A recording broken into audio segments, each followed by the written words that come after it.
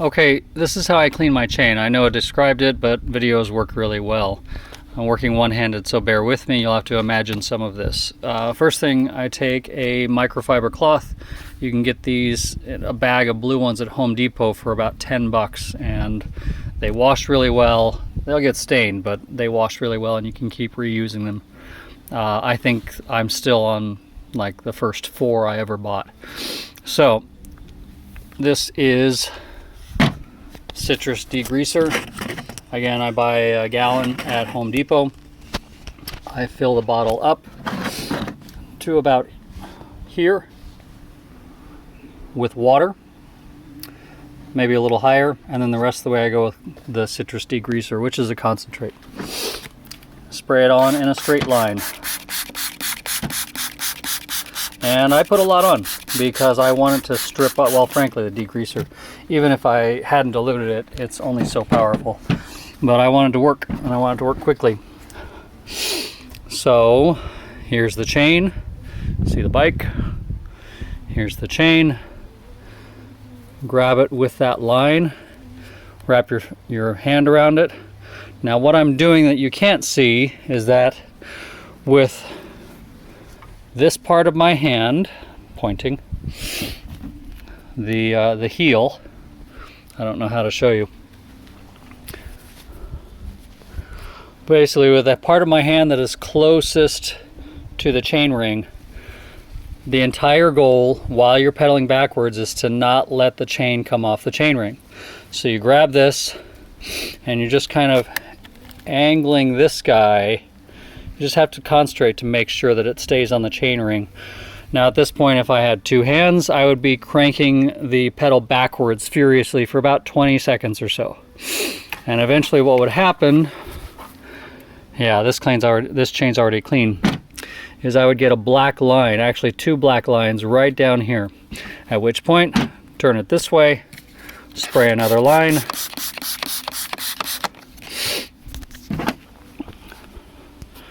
and do the same thing. Turn it backwards about 20 seconds or so. And then turn it diagonally, spray some more, flip it over, spray another line, just so that you keep starting with fresh sections of the towel so you can see the point at which you run the chain through your cloth 20 or so seconds and it doesn't leave a black line down the middle. At that point, the outside of the chain is clean of grease and road debris. Again, the only place you need oil on a chain is, try and point, inside of each roller. So when you lube your chain, which I do about every 200 miles, you find a good starting point, which for me is this quick link. Focus. Okay, this quick link right here. This actually allows me to take the chain off, which I sometimes do for deep cleaning. And what you do is you take your bottle of oil and you put 1 drop on each roller, just all the way through. There's probably about 100 links in the chain. And then you pedal a little more, 1 drop on each roller. Takes about a minute to get it through. Then at that point you would just turn the crankset backward for about a minute, because you want that oil to migrate towards the rollers on the inside of the chain. And then after it's done that, you would then spray down your cloth and wipe all the excess oil off the outside of the chain, because you don't want it there. And you can see here's a bare hand. You can see no real grease stains, or my hands are so dirty that even if there were a grease stain you wouldn't see it. But yeah, the outside's pretty clean. While you have it, you might actually just kind of, when your cloth is coated in the citrus degreaser, also kind of rub the outside a few links at a time. Try and clean all of these teeth off right here, and then reach behind and try and clean them off on this side. Maybe even unfold your cloth and use the edge to try and thread it, kind of like old style shoe sign with a cloth shimmying it back and forth, but you thread it between the big ring and the small ring, and then you just work it back and forth, trying to get rid of all that little bits of grease. Now those dark stains that are on there are just grease that is, I couldn't get it off. It's it's sort of stained the metal, I guess. Maybe with some brake cleaner it would come off. But this is an organic farm. I'm not going to bring brake cleaner out here. Then I go up here and I wipe down these jockey wheels. And you can do it by hand a little bit at a time, moving the wheel a little bit at a time, or you can just squeeze the jockey wheel and turn the crank. And then the top one as well, in the back here, same thing. Turn the crank and clean that jockey wheel really clean. And it helps to occasionally to walk around the other side of the bike, which I will do, and take a look to make sure they're clean there as well. And at that point, I might spray a little bit of degreaser here on the cassette. Not a lot, because you don't really need much. The chain doesn't deposit too much grease on the cassette. And then again, take one edge of your cloth, and how do I do it?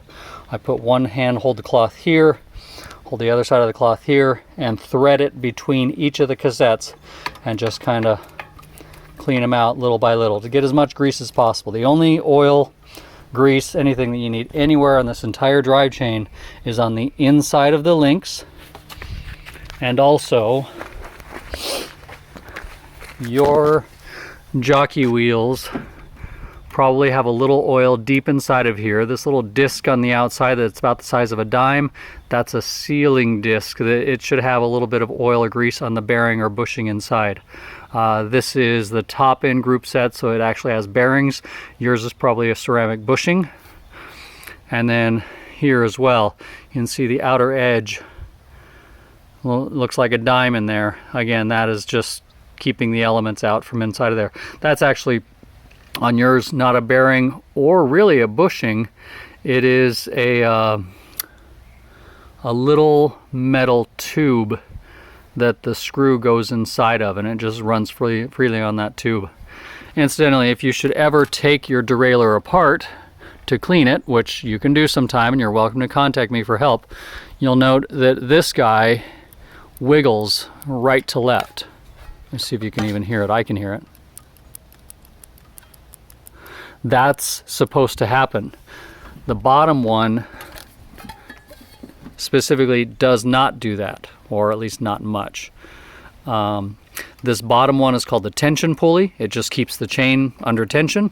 This top one is called the guy pulley, and this is the one that actually guides the chain up and down the cassette. Oh, I'm pointing. This guides the chain left and right up and down the cassette. That wiggling action there, the engineers specifically designed it for that, so that it keeps the chain on. It's got a little bit of give in case the chain is not perfectly aligned, and it allows it to kind of have some free play, so when you are shifting from one to the other, it indexes really nicely. At that point, you then take this cloth and you just give the bike a nice wipe down, because 2 rules with bikes. 1 rule, red bikes are faster. They just are. And the second rule is a clean bike is faster, and it's just nice to ride a clean bike. It feels good. Also, when your drive chain is completely clean, your bike runs silent, and it is so nice to have a silent bike. You don't really hear the chattering of the chain and the drivetrain. All you hear is kind of a hum, and really it's the hum of the tires on the road. So just try and clean it everywhere underneath, both sides. I usually spray some degreaser up here.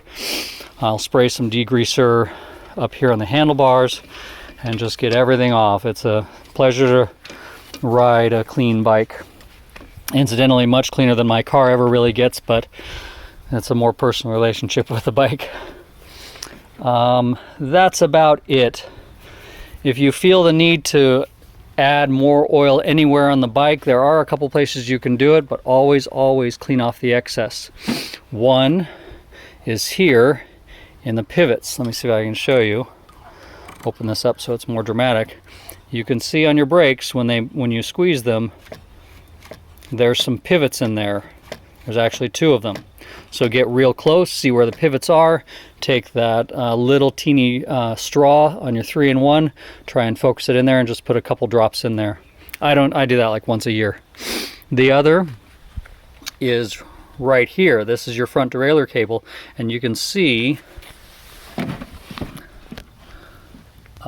So I don't see where my camera is focused, so I'll assume that it's focused right here.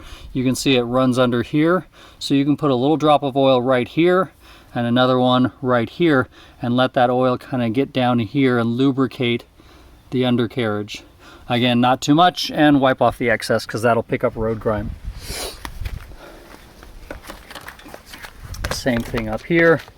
If we watch while I squeeze the brake, you can see there's one pivot there. In fact, you can see the screw that actually is the pivot, so you can put a drop of oil right there. And then the other one, I think, is the pivot right here. So a drop of oil there. And that's all you need. As far as the rest of the bike, I don't really put oil anywhere else.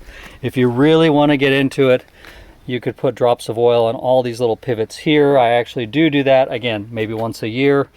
And even on your rear derailleur, put a drop here, one here, one here, one here, turn it upside down, move the derailleur back and forth trying to work that oil in, and as always, wipe everything off. One final note, and this is something I've only seen with bicycles. I've never seen it in any other repair instructions like on cars or things like that.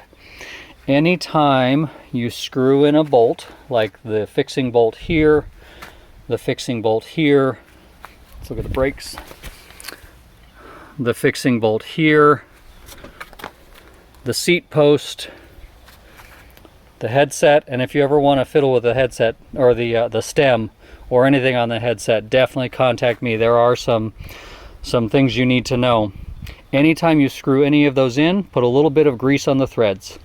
The idea being that if you grease the threads, the fastener goes into the female portion completely friction free, and then when you torque it to 5 Newton meters, you actually are torquing the metal together.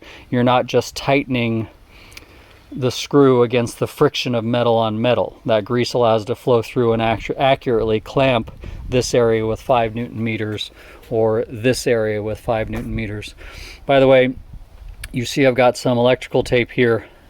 2 reasons for that. Well, no, sorry, 1 reason for that. 2 ways to think about it. One is about once or twice a year, you want to remove the entire seat post, and mine goes down about this far, and you want to grease the outside of it. Because if you don't, there is a chance that it will weld itself to the inside of the frame. And I don't fully understand this. It has to do with differences in metals and electron transfer, and it's especially bad, I think, with aluminum seat posts and aluminum frames and steel seat posts in aluminum frames, but it even happens with aluminum seat posts in carbon frames. Now actually this is a carbon seat post in a carbon frame, but I grease it anyway. You just do. I put the electrical tape around there because this is the perfect height for my saddle. And I worked that out over lots of trial and error, so when I take this out, the electrical tape shows me where to put it back into. And, you know, who knew? A little, what, 1 penny fix, that's about 1 cent worth of electrical tape, maybe a little less, saves me so much headache. That's it. I think I'll probably pop a wheel off and show you how to change your tire in another video.